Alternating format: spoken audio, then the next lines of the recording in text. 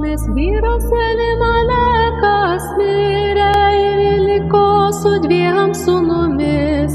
Jie vedė žmonas Moabitės, vieną vardu Orpa, o kitą Rūta. Po to abu sūnus Maklonas ir Kiljonas mirė, moteris neteko abiejų sūnų ir vyro. Jis su savo mačiomis pakilo grįžti į savo kraštą, nes būdama Moabo krašte buvo girdėjusi, kad Viešpats aplankė savo tautą, duodamas jiems duonos. Naomė tarė savo marčioms: eikite namo pas savo motinas.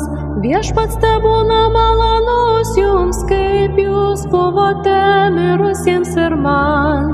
Ir jos sakė: mes norime eiti su tavimi pas tavo žmones.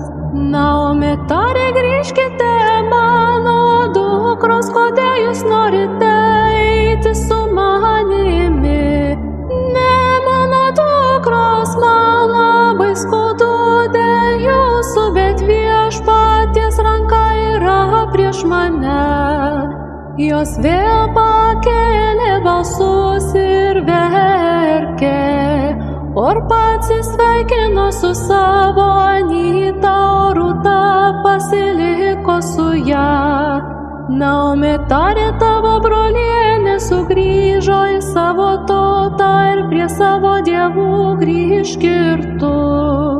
Tačiau Rūta atsakė: neversk manęs tave palikti ir sugrįžti. Kur tu eisi ir aš ten eisiu, kur tu gyvensi ir aš gyvensiu.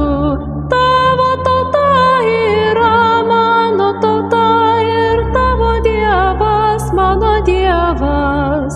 Kur tu mirsi ir aš ten mirsiu ir būsiu palaidota. Tegul Viešpats padaro man tai ir dar daugiau, bet vien tik mirtis atskirs mane nuo tavęs. Naomė matė, kad Rūta tvirtai pasiryžusi eiti su ja ir nustojo